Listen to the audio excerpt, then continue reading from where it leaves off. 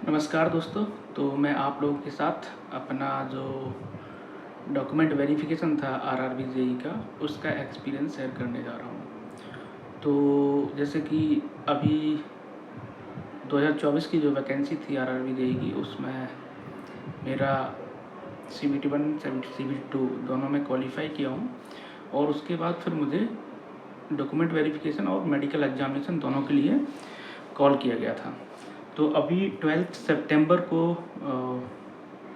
12 सितंबर तो आज है, बट मेरा जो डॉक्यूमेंट वेरिफिकेशन था वो 8 सितंबर को था, और नेक्स्ट डे मीन्स 9 सितंबर को मेडिकल एग्जामिनेशन था। तो इस वीडियो के थ्रू मैं आप लोगों के साथ अपना जो एक्सपीरियंस रहा है डॉक्यूमेंट वेरिफिकेशन का, वो मैं आपके साथ शेयर करने जा रहा हूँ। और अगर आप लोग चाहेंगे कि मेडिकल एग्जामिनेशन का भी मैं अपना एक्सपीरियंस शेयर करूं, तो आप इस वीडियो के नीचे कमेंट ज़रूर करें, तो फिर मैं उस पर भी एक वीडियो आप लोगों के लिए बना सकता हूं। तो इस वीडियो का पर्पज़ यही है कि जो अपकमिंग एस्पायरेंट्स हैं आरआरबी जेई के, या जो अभी प्रिपरेशन कर रहे हैं, या फिर जिनका डॉक्यूमेंट वेरिफिकेशन अभी फ्यूचर में होगा, तो उन लोगों के लिए ये वीडियो काफ़ी हेल्पफुल होने वाला है। उन लोगों के लिए यहाँ से कुछ लर्निंग्स मिलेंगी कि उनको किस तरह से प्रिपेयर करने हैं अपने डॉक्यूमेंट्स, किस तरह से क्या क्या किन किन चीज़ों का ख्याल रखना है, जिससे कि स्मूथली हमारा डॉक्यूमेंट वेरिफिकेशन हो जाए। तो आइए मैं आपसे सारी चीज़ें जो है डॉक्यूमेंट वेरिफिकेशन की वो आपके साथ शेयर करने जा रहा हूँ। तो 8 सितंबर को मेरा डॉक्यूमेंट वेरिफिकेशन था, और डॉक्यूमेंट वेरिफिकेशन आरआरबी भोपाल, मैंने जिस बोर्ड से अपना फॉर्म फिल किया था, रेलवे रिक्रूटमेंट बोर्ड भोपाल, तो भोपाल में ही इसका जो आरआरबी ऑफिस है वहीं पे डॉक्यूमेंट वेरिफिकेशन होना था। तो उसके लिए मुझे एक 10 दिन पहले एक जो कॉल लेटर होता है डॉक्यूमेंट वेरिफिकेशन का, वो पोर्टल पे अपलोड कर दिया गया था, और उस पोर्टल से मैंने उसको डाउनलोड करके प्रिंट करके रख लिया था। और साथ में उसमें सारे इंस्ट्रक्शंस थे, कौन कौन सी डॉक्यूमेंट्स चाहिए, कितनी फ़ोटोकॉपी चाहिए, डॉक्यूमेंट्स किस फॉर्मेट में होने चाहिए, कब के होने चाहिए, सारी उसमें कंप्लीट इन्फॉर्मेशन थी। तो सबसे बेटर यही रहता है कि जो भी हमारा इंस्ट्रक्शंस हैं उसमें, जो हमारा डॉक्यूमेंट वेरिफिकेशन और मेडिकल एग्जामिनेशन का कॉल लेटर है, उसको अच्छे से हमें पढ़ना है। तो मैंने प्रिंट करके रख लिया था, और उसके अकॉर्डिंग जो भी डॉक्यूमेंट्स थे मैंने सारे अरेंज कर लिए थे, सारे कलेक्ट कर लिए थे। और सबका फ़ोटोकॉपी 3 सेट, हालांकि वहाँ पे 2 सेट ऑफ फ़ोटोकॉपी रिक्वायर्ड थे, बट मैंने 3 सेट करवा लिए थे। और रिसेंट फ़ोटोग्राफ का भी बोला गया था, आपका पासपोर्ट साइज जो फ़ोटोग्राफ होता है वो 1 महीने से ज़्यादा पुराना नहीं होना चाहिए। तो ये सारी चीज़ें मैं पहले से ही प्रिपेयर कर लिया था। अपनी पूरी फाइल रेडी करके सुबह हमें रिपोर्ट करना था वहाँ पर हम लोगों को 10 बजे। तो मैं सुबह 10 बजे वहाँ पे पहुँच गया था। तो वहाँ पे क्या, पहुँचने के बाद वहाँ पर जो भी ऑफिसर्स थे, जो एम्प्लॉइज़ थे आरआरबी के, उन्होंने जितने भी कैंडिडेट्स आए थे उनके लिए चेयर्स वगैरह लगा के रखी थी, और सबको चेयर्स पे बैठने के लिए कहा। और साथ में ही उन्होंने एक फॉर्म दिया। उस फॉर्म की हो सके तो मैं आपको फ़ोटो यहाँ पे आपको यहाँ पे फ़ोटो शो करूँगा, और उस फॉर्म को हमें फिल करना था। सारी डिटेल, कंप्लीट डिटेल उसमें फिल करनी थी। और डिटेल फिल करने के साथ ही साथ वहाँ पर जो ऑफिसर्स थे वो हमको इंस्ट्रक्ट कर रहे थे कि डॉक्यूमेंट्स किस तरह से रखने हैं, किस सीक्वेंस में रखने हैं, और कितने सेट बनाने हैं। तो ये सब चल रहा था। तो सारे कैंडिडेट्स अपना डॉक्यूमेंट वेरिफिकेशन के लिए अपना जो सेट थे फ़ोटोकॉपी के, वो सीक्वेंस वाइज अरेंज कर रहे थे। तो इसी ड्यूरेशन में कुछ ऑफिसर्स आते हैं और वो कुछ कैंडिडेट्स का नाम लेते हैं। तो मेरा जो नेम था वो शुरू में ही था, लगभग 4th या 5th नंबर पे था। तो उनको उन्होंने कॉल किया, और कैंडिडेट्स का नेम कॉल किया, और उनको बोला कि आप लोग हम लोगों के साथ आइए। तो उनको एक अंदर रूम में ले गए। वहाँ पे उनका जो बायोमेट्रिक था वो वेरीफाई हो रहा था, मीन्स आपका आधार और थंब इम्प्रेशन और फोटोग्राफ मैच हो रहा था। और वहीं पर एक कंप्यूटर पे ये हो रहा था, जिस पे एक मैम थी वो कर रही थी काम, और ड्यूरिंग बायोमेट्रिक वेरिफिकेशन कुछ छोटा मोटा सा मीन्स इंटरेक्शन कर रही थी वो मैम, कि आपका नाम क्या है, कहाँ से आए, इस तरह से। और फिर बायोमेट्रिक वेरिफिकेशन होने के बाद फिर एक दूसरे वहीं पे सेम रूम में एक और सर थे, उनके पास भेजा गया। तो उन्होंने जनरली इसी तरह से इंटरेक्शन किया कि क्या नाम है, कहाँ से बीटेक किया है, या फिर कहाँ से डिप्लोमा किया है, जॉब करते थे नहीं करते थे। और उन्होंने फिर एक फ़ोटो दिखाई, वही जो हम लोगों का एप्लीकेशन फॉर्म होता है उसको दिखाया कि आपकी फ़ोटो है, और उन्होंने कुछ अपना पोर्टल पे कुछ कंफर्म किया। उसके बाद हम लोगों को जाने के लिए बोल दिया गया। तो उस रूम से निकल के फिर हम लोगों को फिर से बैठने के लिए बोल दिया गया। और एक्चुअली क्या, मेरा नाम बिल्कुल शुरू में पड़ गया था, तो मेरा डॉक्यूमेंट्स मैं अरेंज नहीं कर पाया था, तो मैं अपने डॉक्यूमेंट्स अरेंज करने लगा उस सीक्वेंस में कि जो ओरिजिनल डॉक्यूमेंट्स हैं वो भी उसी सीक्वेंस में होने चाहिए, और जो फ़ोटोकॉपी वगैरह है वो भी उसी सीक्वेंस में होने चाहिए। तो अभी अरेंज कर ही रहा था कि मुझे फिर से कॉल किया गया, और वहीं जहाँ पर हम लोग बैठे हुए थे वहीं पे सामने फ्रंट में एक टेबल और 3-4 चेयर पड़ी हुई थी, वहाँ पर 2 लोग बैठे हुए थे। उन्होंने कॉल किया कि आपकी जो फ़ोटोग्राफ्स हैं, रिसेंट फ़ोटोग्राफ्स हैं, वो लेके आइए, और जो यहाँ पे फॉर्म दिया गया था आरआरबी के थ्रू, उस फॉर्म को जो आपने फिल किया है उस फॉर्म को लेके आइए। तो वहाँ से हमने अपना फॉर्म फिल पूरा कर लिया था, तो उनको दे दिया और फ़ोटोग्राफ्स दे दी। तो उन्होंने क्या है कि यहाँ पे वो फ़ाइल रेडी कर रहे थे हर कैंडिडेट की। तो मेरे जो फ़ाइल थी यहाँ पे रेडी की गई, जितने भी उनके तरफ से डॉक्यूमेंट्स थे सब पे उन्होंने फ़ोटो वगैरह लगाया, जहाँ जहाँ लगाया एटलीस्ट 4 या 5 फ़ोटोज़ तो उन्होंने लगाई थी, और कई सारी जगह हम लोगों से साइन करवाए सेम डॉक्यूमेंट्स पे, वो जो फ़ाइल रेडी की गई है उसी के लिए। तो फाइल रेडी होने के साथ ही उन्होंने कहा आप 24 रुपीज़ दीजिए। तो 24 रुपीज़ उन्होंने जो मेडिकल मेमो होता है उसके लिए उन्होंने मांगा था। तो मेरे पास 24 नहीं थे, तो मैंने क्या, एक 20 रुपीज़ का नोट और एक 5 रुपये का नोट कॉइन मैंने उनको दे दिया था।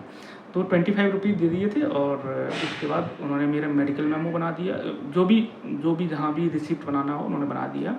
मैंने उस पर ध्यान नहीं दिया, क्योंकि जो दूसरे सर थे वो कई सारी जगह साइन और थंब इम्प्रेशन इस तरह की चीज़ें करवा रहे थे, तो मैं उन पर उतना ध्यान नहीं दे पाया कि उन्होंने 24 रुपीज़ का क्या किया। बट उन्होंने मांगे तो मैंने दे दिए, और उन्होंने फ़ोटो वोटो लगू के सब रेडी कर दिया फाइल्स, फिर साइन भी हो गए, थंब भी 2-3 जगह लगाने थे वो हो गया।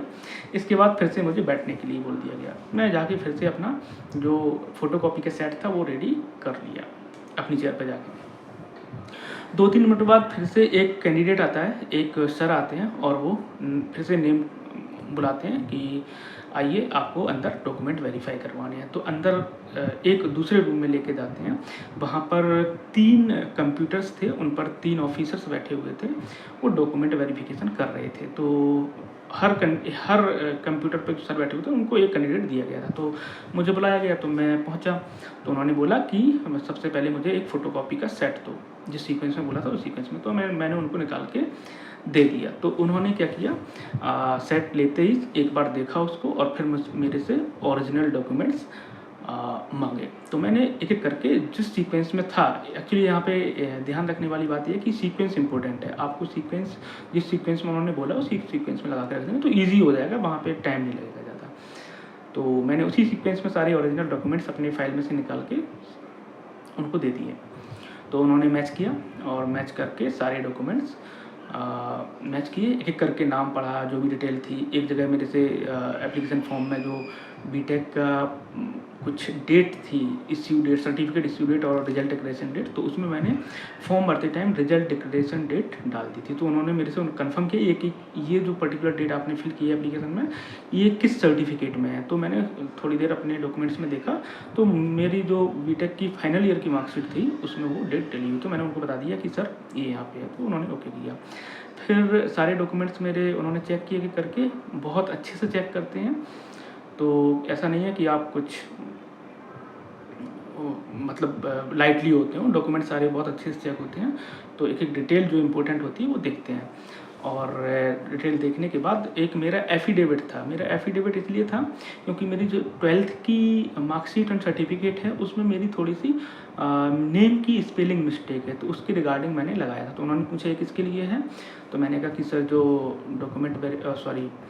जो हमारी 12th की मार्कशीट है उसमें स्पेलिंग मिस्टेक है उसके लिए है। तो उन्होंने उसको पढ़ा कि कहाँ पे क्या मिस्टेक है और उसको फाइंड करो। फिर मेरे से पूछा कि सिर्फ 12th में ही है, बीटेक में वगैरह में नहीं है। मैंने कहा सर बीटेक में नहीं है, वो मैंने सही करवा लिया था, 12th का एक्चुअली इतना कहीं यूज़ नहीं होता है। मेनली क्या आपका जो नेम वेरीफाई होता है और डेट ऑफ बर्थ वेरीफाई होती है वो 10th के डॉक्यूमेंट से होती है, तो 12th में इसलिए कहीं उसका इतना इफेक्ट नहीं पड़ा। हालांकि उसको सही करवा लेना चाहिए, अगर आप लोगों का कुछ कहीं पे गड़बड़ है तो उसको तुरंत सही करवा लें। मैं भी उसको सही करवा लूँगा अभी। तो इसका एफिडेविट दे दिया था और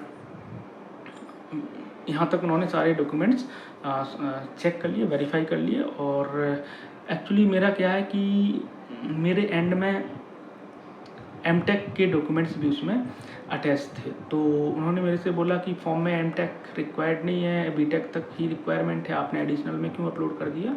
मैंने कहा एडिशनल लिखा था तो एडिशनल में अपलोड कर दिया। मैंने बोला नहीं, इसकी रिक्वायरमेंट नहीं, इसको आप हटाइए, यहाँ से रिमूव कीजिए। तो मैंने अपना पोर्टल वहीं बैठ के मोबाइल पे लॉगिन किया और वहाँ से एमटेक के जो सर्टिफिकेट्स और डॉक्यूमेंट्स थे अपलोड थे, मैंने उनको रिमूव कर दिया। इसके बाद उन्होंने ओके किया और मेरे से अपने पास बुला के एक साथ में फ़ोटो निकाली कि हाँ डॉक्यूमेंट वेरीफाई करवाने आए हैं, उसी से अपने वेबकैम से फ़ोटो निकाल के कहीं पे उनको अपलोड करना, तो उन्होंने अपलोड कर दी। और साथ में ही मेरे से दूसरा सेट मांगा तो मैंने दूसरा सेट दे दिया। इस तरह से उन्होंने दोनों सेट फाइल्स में लगा दिए, 2 फाइल्स में शायद। और ठीक है, तो यहाँ पे डॉक्यूमेंट वेरिफिकेशन ऑलमोस्ट कंप्लीट था। अभी कंप्लीट नहीं, एक फर्स्ट स्टेप हुआ है डॉक्यूमेंट वेरिफिकेशन का। अभी फाइनल स्टेप जो होगा एक और ऑफिसर करेगा अभी। तो इसके बाद फिर मेरे को थोड़ा सा वेट करने के लिए बोला गया, तो मैं वेट किया थोड़ा सा 5-10 मिनट। इसके बाद फिर से मुझे एक और दूसरे रूम में मुझे बुलाया गया। वहाँ पर जो असिस्टेंट सेक्रेटरी होते हैं आरआरबी के, वो थे वहाँ पर। तो वो इंडिविजुअली सारे कैंडिडेट्स का एक बार फिर से सारे डॉक्यूमेंट्स चेक कर रहे थे। तो उन्होंने भी चेक किए, कोई इशू नहीं हुआ। और उसके बाद उन्होंने फाइनली जो डॉक्यूमेंट का पोर्टल था वो एक्सेप्ट कर लिया और उसको क्लोज कर दिया, अप्रूव कर दिया, जो भी किया हो। क्योंकि अभी मैं दोबारा से लॉगिन करता हूँ उस पर, तो फिर उस पर यही लिख के आता है your document verification has been completed. So इसके बाद कंप्लीट हो गया। उनके एक्सेप्टेंस के बाद सारा डॉक्यूमेंट वेरिफिकेशन कंप्लीट हो गया और फिर मुझे मेडिकल मेमो दे दिया गया। मेडिकल मेमो देने के लिए भी पहले प्रिंट निकालते हैं कुछ डॉक्यूमेंट्स का, वो दो सेट होता है। एक सेट वो लिफाफे में बंद करके देते हैं और कुछ उसमें लिखा होता होगा कुछ भी, क्योंकि उसको पढ़ने नहीं देते हैं, थोड़ा सा कॉन्फिडेंशियल होता है वो। तो उस पर जो भी लिखा होता है वो लिफाफे में बंद कर लिया जाता है और उस पर एक सेट वो अपने पास रख लेते हैं और वो लिफाफा सील पैक करके पूरा आपको पकड़ा दिया जाता है और उस पर बोल दिया जाता है कि आपका मेडिकल जहाँ भी होना है वहाँ आप जा सकते हैं। और साथ में जाने से पहले एक हाथ में बैंड बांध देते हैं, जो मैं आपको यहाँ पे दिखाऊंगा। तो वो आपको जब तक मेडिकल कंप्लीट नहीं हो जाता आपका मेडिकल एग्जामिनेशन, तब तक आपको उसको बांध के रखना है। इस तरह से डॉक्यूमेंट वेरिफिकेशन कंप्लीट हुआ। तो ये था मेरा एक्सपीरियंस।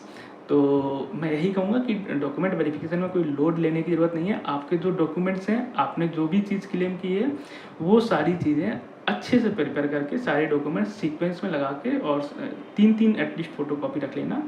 2 मांगेंगे लेकिन 3 रख लेना, एक आपको काम आएगी। तो इस तरह से कोई लोड लेने की ज़रूरत नहीं है कि बहुत भयंकर वो होता है। लेकिन हाँ, अगर कहीं कोई मिस्टेक है आपके डॉक्यूमेंट्स में तो या तो उसको सही करवा लीजिए, अगर एफिडेविट चलता है तो एफिडेविट लगवा लीजिए।